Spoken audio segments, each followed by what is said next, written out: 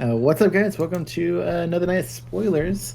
Heads up, it is two foreign language cards this go around, so they're still not sharing all the English cards, but it should be fine. We can get around it. Again, check out Happy Little Hook Factory. You'll find a link in the description below. You can pre-order this set for $80 if you guys are excited about what you're seeing here. You can also pick up their Caster Chronicle sets, which are Polar Knights. If you haven't checked that out, I recommend you should go check out the database on the English Caster Chronicles page. You'll be able to thumb through the latest set, which has been fully spoiled, and see a lot of the artwork they're reusing from Force of Will, which is actually pretty cool. Some of it's actually really fitting when I was thumbing through. I was like, not bad, casters, you did it. But yeah, Happy Little Hook Factory's link in the description below, so I know we sent you over. And one thing I was wanting to address real quick, 3 of these cards here real quick. Satan, and then Odin and Kaguya, which we've already seen the promos. We went over them in the first spoiler video. I just want to show that they all have been revealed for being in the set, so it's all official. It's in the set. Artwork on each is slightly altered from the promo versions. And I'm sure just like the way promos usually are, you'll get the full art non-textured versions, which are promos, and then these can be full art textures in the box. So, cool. Yeah. And then we'll go ahead and start. And since these are actual English cards here, I'll let y'all start reading some of these. All right, so first up we got Deus Ex Machina, God of Machines. It's a green-blue 0/0 high god / machine. As this card enters the field, remove any number of counters from entities you control. This card enters the field with 100 counters on it, equal to twice the number of counters removed this way. Cool. As long as there are 10 or more 100 counters on this card, it gains Flying, Eternal, and remove a 100 counter from this card. Put a 100 counter or a counter with the name of your choice on another target entity you control. Has Joey not seen this? I don't think so. And also, to be clear, rulers aren't entities. So you can't target the ruler, but you can get the J ruler. So Joey hasn't seen this. So Joey, what's your thoughts? I think he's awesome. He's amazing. Mm-hmm. So if you take off, he works really well with Arthur, because you can take 5 of Arthur's counters, put 10 on Deus Ex Machina, and then you can have Arthur gain not able to be targeted from anything by removing a +1/+1 counter from him. That is one use, yes. So that's pretty awesome. I mean, so basically, so what this can do. So Oscar and I have been having tons of discussions because stuff keeps popping up. So Exhibit A, this so like Joey said, it works really well in machines. It works with everything in machines. So you pull all the counters off everything, doubles on this, and you redistribute as needed. But it also works, and it also works in other decks as well. You can, not that this is a good play, but as an example, you can Judgment with Keurig with his 20 strength counters, and then he pulls them over here, so he gets 40 counters on himself because he pulls all the counters, and then he can put all those 30 of those counters if you wanted to back onto Keurig, so Keurig gets those strength counters back, or some variant of that. Wait. Can you explain that again? He pulls the counters off of Keurig. Okay. If Keurig has 20. Or you could even do the whole thing of... You can't pull the counters off Keurig because he doesn't have any +1/+1 counters on Keurig. No, he said... No, that's not what it says, Joe. It says, as card in the field, remove any number of counters from entities you control. This grabs every single counter in existence in the game from anything. If you're running a deck in Wander that runs shit bricks, you can pull those 2 counters off of them, and it becomes 4 counters on him. That's a good point. That's true, isn't it? Yeah, you can. There's literally, you can pull any counter, and then they become any counter you want putting. So if you're running low on Yellow Will and Wanderer, you can put a bunch of counters back on your Shipwreck to produce Will throughout the game. You can put more strength counters on Keurig. You can put weather counters on Shayla when she's judgmented. You can. I'm blanking on stuff that was actually good. We talked about Oscar.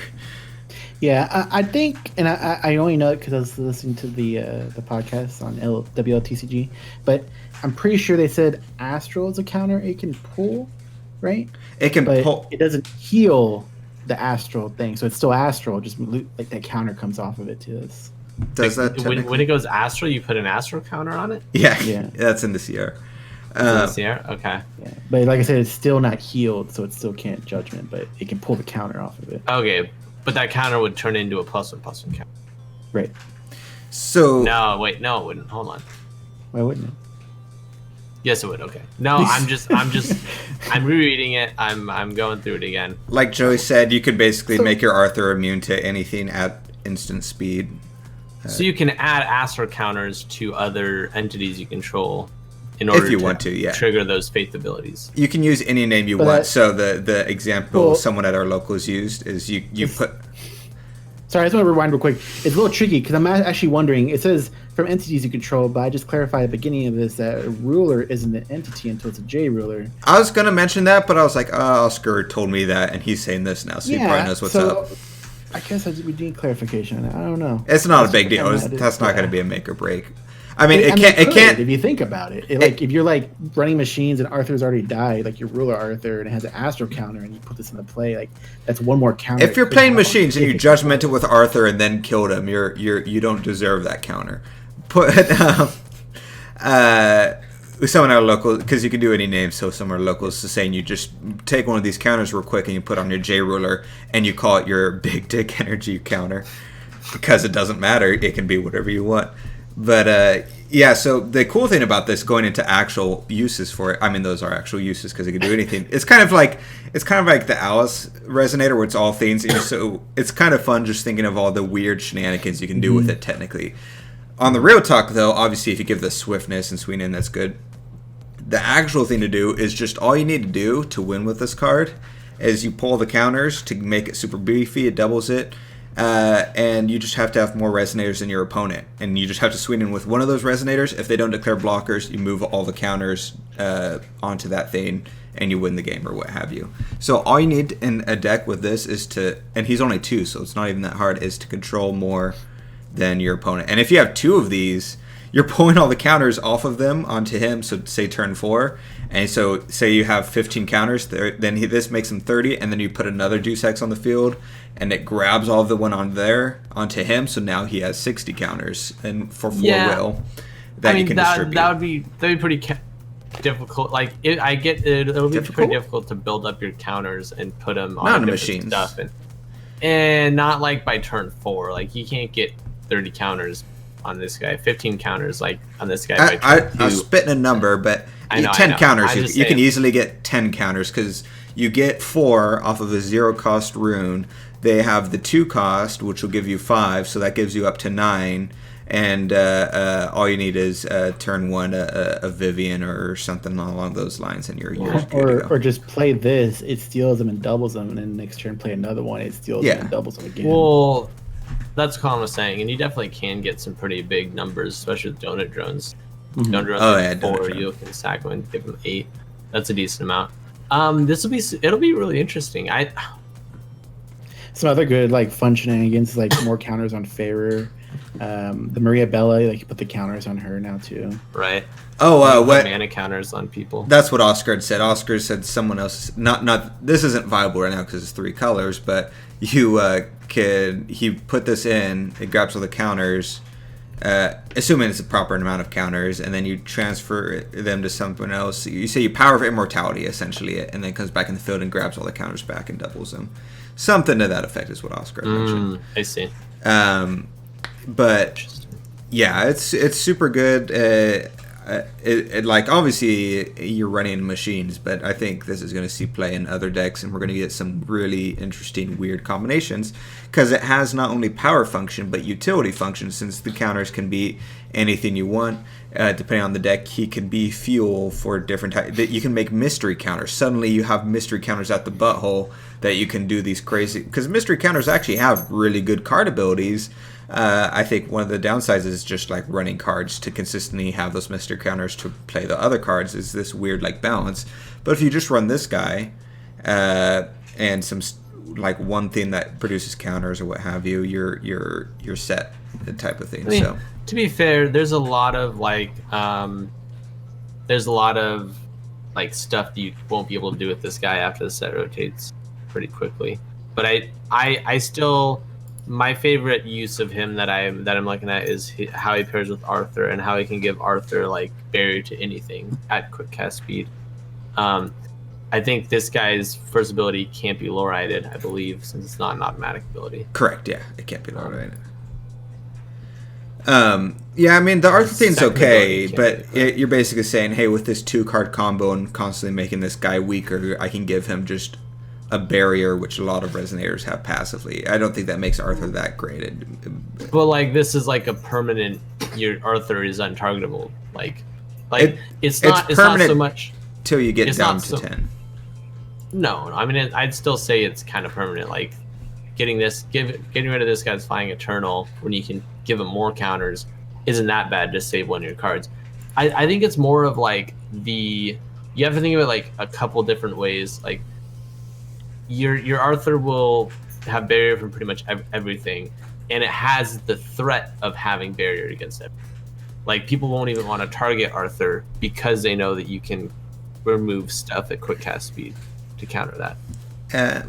Real quick, another thing I just remembered that we had talked about, besides it having potentially flying in Eternal with all those counters, if you play it right inside of Limited, but also inside of Limited, if you Judgment with your Draft Ruler, you now can put more limit counters on it to keep cycling Will, which was another thing we talked about. So you can, Sacrificial Altar. I didn't hear any of that. Huh? I heard like half it, but I ignored it. Sacrificial Altar puts. That sounds like something you would love. Get out of here.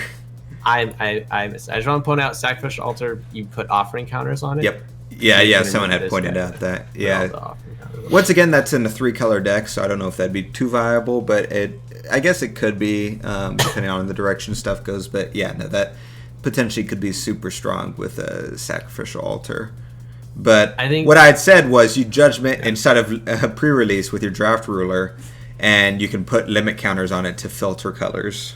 That's actually pretty tight. In addition to him having potentially flying in Eternal and all that for 2. Like, this could be a really good card inside of Limited. Well, it depends on what commons and uncommons are being reprinted, but yeah. So speaking of like 3 colors and stuff like that, like conspiracy theories, hat back on, tinfoil hat, whatever, there's at least 4 artworks we've seen that have like the characters holding a stone of some such sort that we haven't seen yet. I'd be curious to see if that's more color fixing. It makes a lot of sense if we're going back into Ataraxia that we're getting, actually good color fixing and all of these dual cost cards, because we've got. It'll be interesting to see how far they go in color fixing for this next set. Yeah, pretty cool though. I'm a huge fan of it. Hopefully, it makes machines good and not like everything else. Yeah, we're in a balancing act, but we'll see.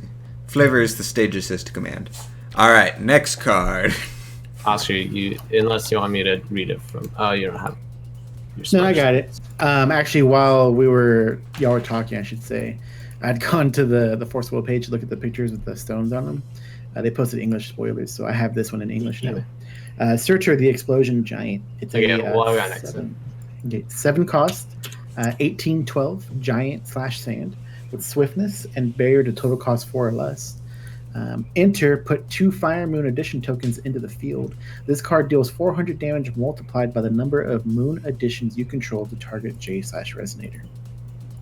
And then the other ability does the same thing, but you pay 3 to do it instead. And you discard a card? You discard this card. Oh, okay. Yeah. Interesting. Oh, so it's the same thing as the other. Then all giants it's are inheritance, yeah. Got it. I am going to look at pay 3. English. Throw in 2 Moon Editions into the field. I thought that was really good. Then you burn some people. Like me and Lee were actually talking about this earlier today. Of like turn 1, play the rune, get 1 edition into play. Turn 2, you'll probably play whatever Nyar is, but even if you don't, turn 3, you play Isis, who pulls Nyar to your hand and produces a moon herself. And then this gets played the following turn or whenever, right? And that's like 2 more moons. It's 4 moons if everything goes perfect into the field to start burning something for like, what is that? 1600. 1600. Yeah, I'm not even. 1600. I'm thinking of Isis being in the Right. field, and now you have like 7 will that you're able to tap. Yeah, Yeah, I was thinking about we it don't too. have anything to spend it on yet. But You no, could that's hard pretty cast Surtur good. with it. And you can even start judgmenting and using all your abilities now for the Yeah, one, and your two, master rune two and will. stuff also.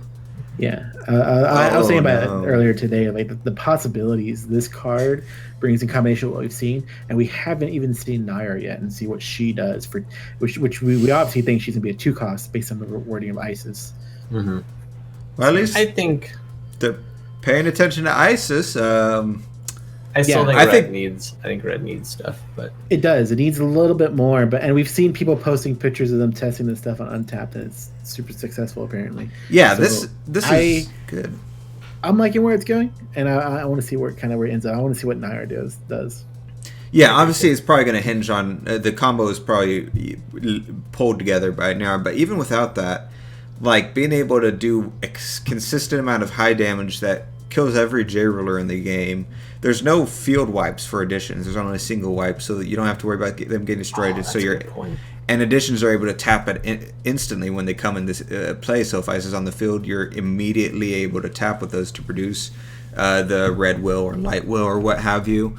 And so I think just with this stuff alone, you're already looking at some really good combos that is making Isis already like jump really far ahead compared to the other rulers. But I'll be interested to see how that comes together. you have to get things on us. I can't read a Lich. All right, so 3 costs, 2 black and a void, 7/7 human with Bane.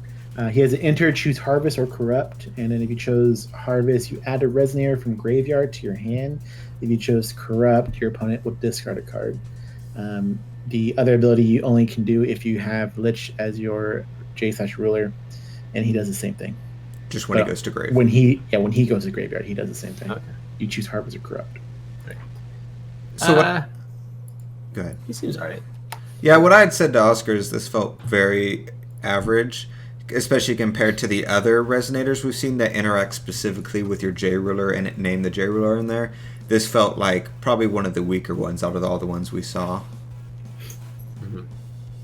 I He personally, seems alright. that's what I'm saying. Save the best for last. If you want to go ahead and move on to that one. It was okay. This one. Alright, I can get Adam. Since he's actually English. Adam and Fairy Tale Land. 1400 Fairy Tale. Drain. If your jailer is Adam Sakart or Adam Sakart's Shimmering Rabbit, for effects you control, treat this card in your graveyard also as an addition, chant, and magic stone. Rune 5, you may pay 6 less to play this card.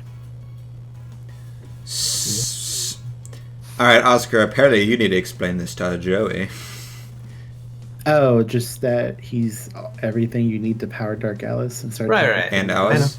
And Alice to do her stuff. And there's currently a card that was spoiled that you just search your deck for a card and put it into your graveyard, so you can do that turn, 1 or 2, and then you're completely set up for the entire Dark Alice and Alice combo.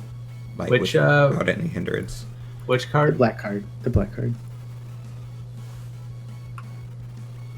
The one that you and I did without Colin. You're right. No, the other one. Invitation. Yeah. I do remember. That's interesting. You still need to play Adam Sakart though, so you can't. I mean, I guess you can still run black with Adam. Yeah, I mean, which is really weird. It's just you just get the Burnhill deck and be like, let's switch Burnhill for Adam, and then it's just online. It just does it. Yeah, because the combo should go off before you get late enough the game where it matters what J ruler you're running. Yeah. I think it's all right. I mean, I think it's worth it. It's just for, I guess, just if you want to put, your addition, chant, and magic stone and resonator in there. The thing I'm interested about is whether or not you could run an actual 5-color deck with these combo, or like a 3 or 4 color deck. Maybe not 5, but you don't. No, you don't need to necessarily do that. All you need to do is just make it so that you can guarantee you're set up for the Alice combo, I would think. Because with all this stuff in the graveyard, Alice now has swiftness and all that. So you just need to produce every color in order to play Kingdom of a Diversity, and that's about it. So you're thinking about regular Alice, not Dark Alice. I said both. I said Dark Alice and Alice. You activate Dark Alice by putting this into the graveyard. Dark Alice produces the color you need to play Kingdom of Diversity, and then you play Alice. And now Alice also gets all the stuff unlocked, so now she has Swiftness in addition to her other abilities. The only thing she's missing is Pierce, but you're in yellow, so all you need to run is Volley, or well, you can burst any color. So you just need some sort of removal if they try to block with something, and you win the game. Is all it is. So it should be, so if that works right, so it should be turn 3 or 4. I guess if you're running Sprout, it should be turn 3 that the combo completely goes off. Turn 3 and just like 7 cards in your card. What? I mean, I'm not. 7 cards. So what? You turn 2. So you're playing Sprout to put this card in. Is that the idea, Colin? No, what? I don't know. You're playing Sprout, turn 1. Playing Sprout, you're discarding a card. You're discarding this Atom. Oh, I guess you could do that if you want to. I'm still thinking of this rune that searches your deck and puts something in the graveyard. Right. Well, you're talking about like Sprout and the rune that searches your deck, which is like black, white. I'm just thinking like that's a lot of a black-white deck. Fixing. No, it's 2 colors, black and white. Period. Okay. Black, white. That's what Oscar runs, and it's actually super It's consistent. super consistent. Yeah. Is it Oscar? Yeah, it's pretty dumb. So literally, the only cards you need in your hand, like to for sure get the combo off, or in your hand by turn 3, would be the field card, Kingdom of Diversity, and the 3-cost Alice. Sometime before that, ideally you would have a Dark Alice in order to color fix. And that's really all you need. The Sprout is just extra if you're able to get that out turn 1 or whatever, but that's not necessary. But all you have to do is hard if you're running play sets and you're good at mulliganing, I don't think that would be too big a deal to get a field card and Alice. It's, people are literally doing that right now where they're depending on getting the field card of Alter and Layla or some variation of that in order to get their combos going. So this would be similar, except you actually have more of a cushion, because if Layla doesn't start going off a little bit earlier, it becomes kind of slow. You want that done earlier in the game, whereas this has the cushion where you have till turn 3 or 4 to get the combo off. And you get to play Alice, and she has barrier and stuff like that because this is in the graveyard. So Alice is just, and I think she has Eternal. I forget all the stuff she gets.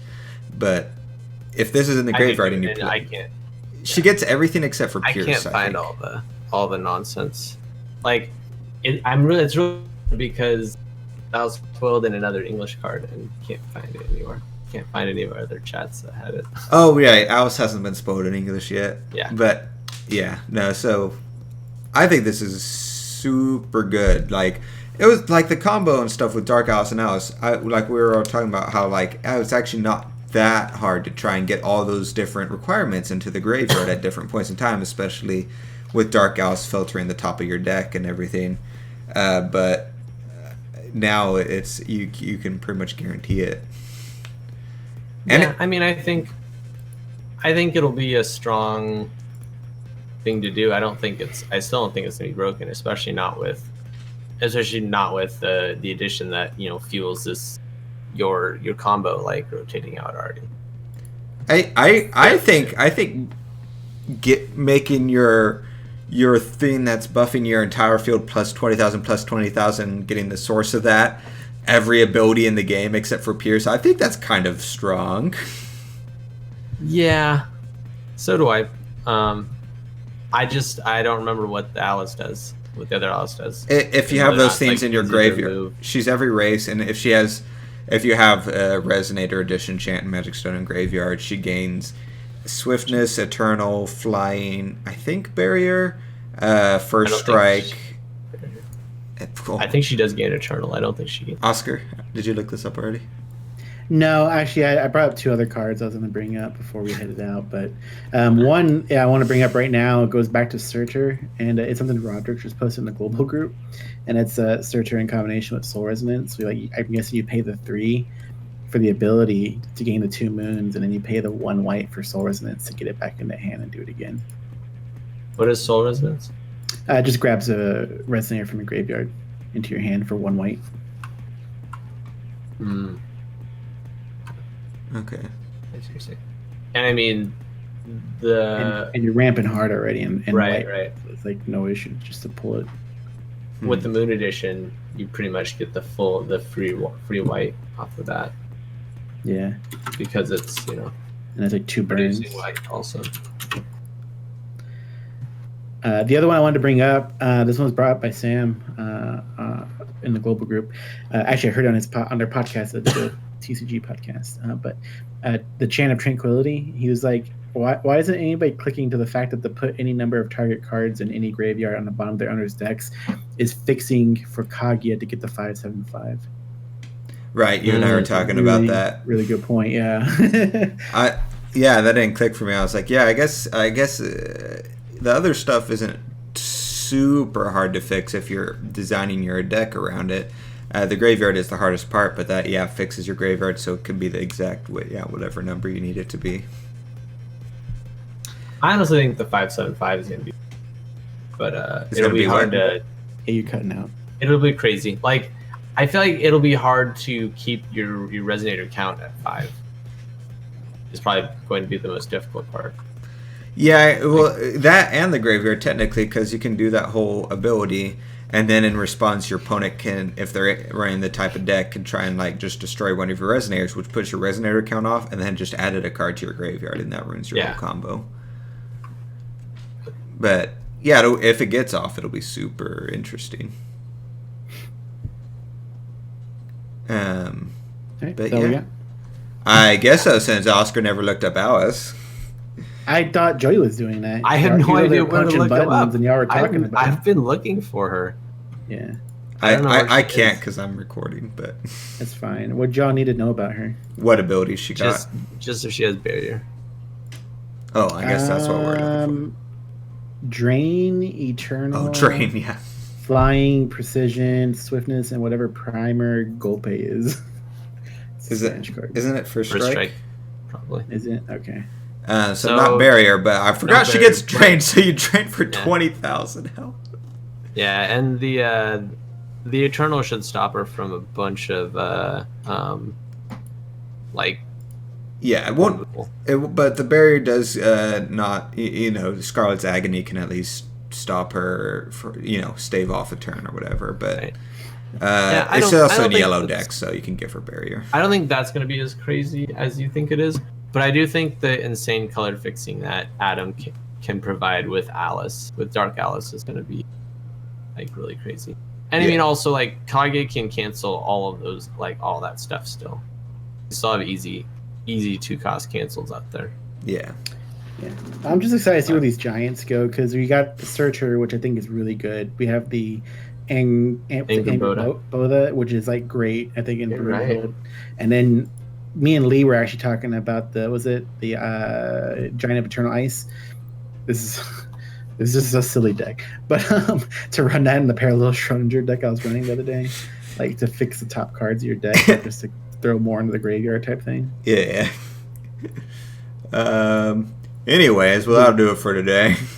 Be interested in kind of seeing where those go. But I guess Colin's rushing us out of here, so sorry, guys. Well, it's pretty late. We've been talking about, we've been arguing for the past 7 minutes, Oscar. You've just been, looking up cards. I don't really know what they're saying. All right. See you guys next time.